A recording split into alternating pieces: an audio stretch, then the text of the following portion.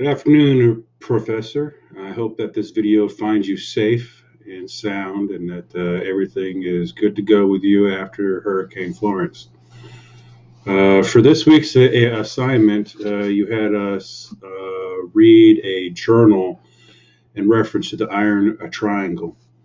The journal that I chose is written by Elmer P. Lehman IV from Duke University. He wrote for the Cleveland Clinic Journal of Medicine, Volume 82, Number 2, 2015, February of 2015. In here, the title of his uh, journal article is The Healthcare Iron Triangle and the Patient Protection and Affordable Care Act. Here he tries to demonstrate the effects of the three factors of the iron triangle, the differences between quality, access, and cost, and that as you improve on one, it's gonna the effects on the other two are going to increase. Whether it's if you decrease costs, then you're going to increase the strain on the access and the quality. Um, he expresses the purpose of the Affordable Care Act, which was, I mean, everybody can agree that the intent of the Affordable Care Act was to better the healthcare system that was already broken. Um, the issues from the Affordable Care Act were that obviously there was a 2,000-page law that they had to vote on before they even finished reading it, in which after it was passed, there was many inconsistencies as far as loops and things contradicting each other as they went through. So, hence that's why it also delayed its rollout. Um, and some of the uh, constrictions, for access because of the healthcare or because of the ACA, namely the fines, both for businesses and for individuals. So, obviously, we know that if a business didn't have, or had 50 or more employees, that they had to offer them health care insurance. Well, a lot of times that didn't work out. Case in point is my brother works for Kent Foundry up in Michigan. His contracting shop was right around 52 people, 52 to 53, depending upon the amount of jobs. As soon as the Affordable Care Act passed, they immediately cut the amount of people there and dropped them below the 50 personnel requirement, which has obviously put a strain on Mike and or my brother and every other employee of Kent Foundry. We could go on and be able to pull multiple examples of it. But some of the issues with the Affordable Care Act was the the availability of people to kind of skirt around. Is it cheaper to pay the fine or to pay for the insurance? Mostly everybody opted to pay for the fine. Again, hard hit in Michigan. That's where most of my family are. A lot of them opted to pay the fine. Um, So with this, the Affordable Care Act, it tried to reduce the cost, but in effects, it ended up increasing costs because people were able to skirt around the requirements. And Dr. Lehman, talks about that extensively in his journal. About people going around the system.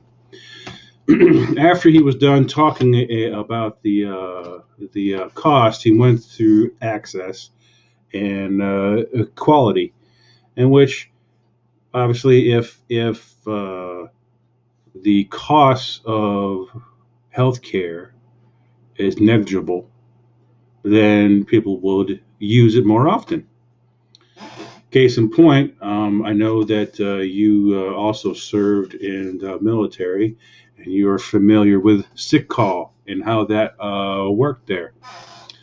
With healthcare being free, essentially for all service members while they are on active duty, uh,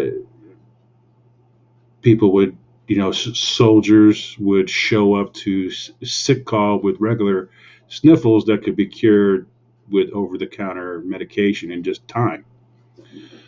Um, and, every scrape and bruise and stuff like that.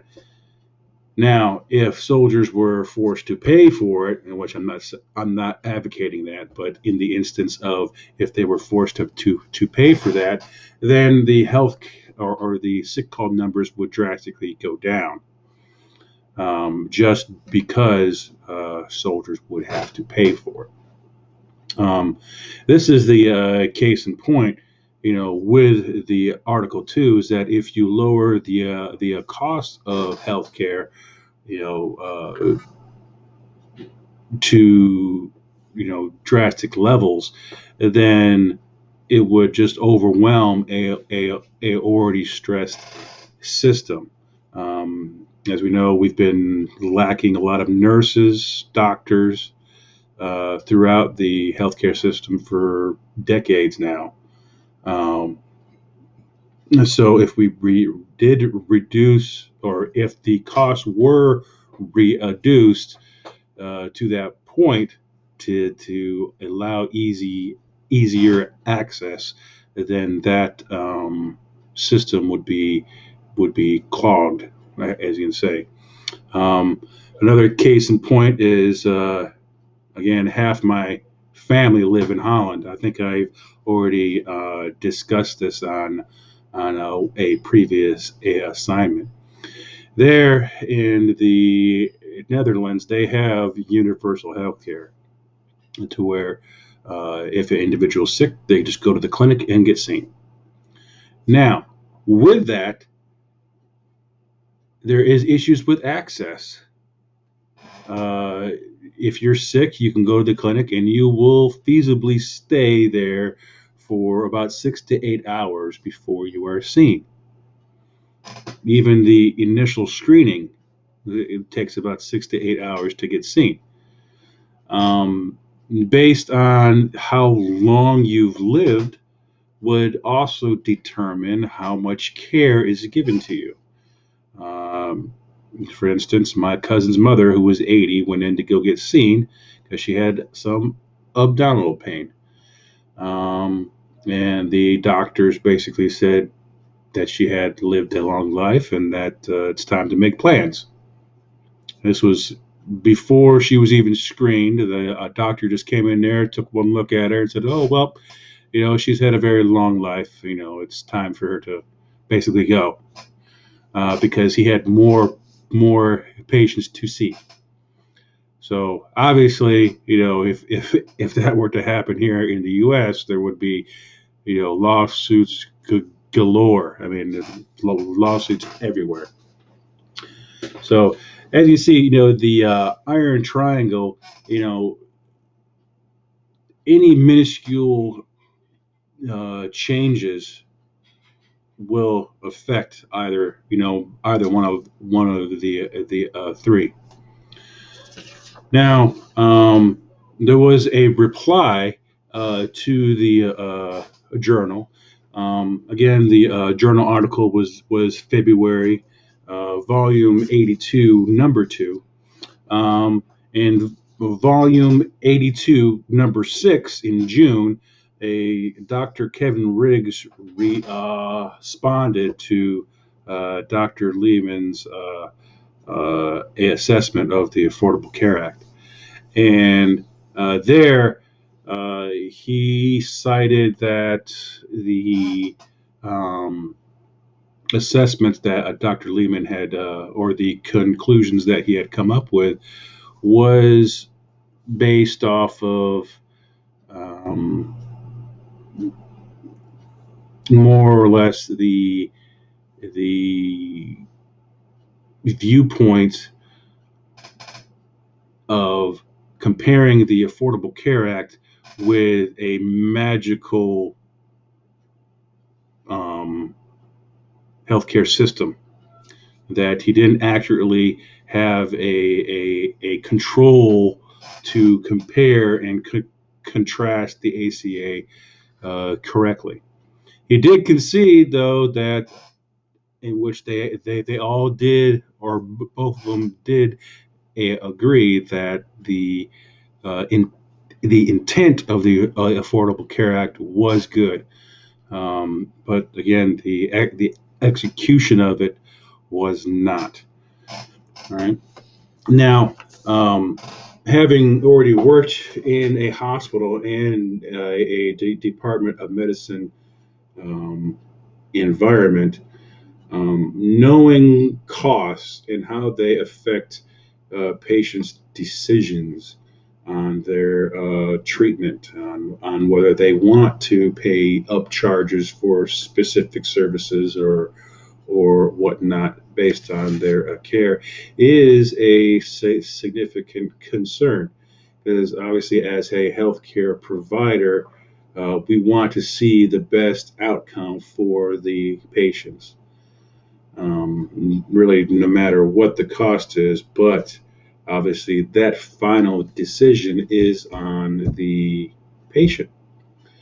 And if we put the costs out of their reach, then they will opt for less care, or less interventions for what they need.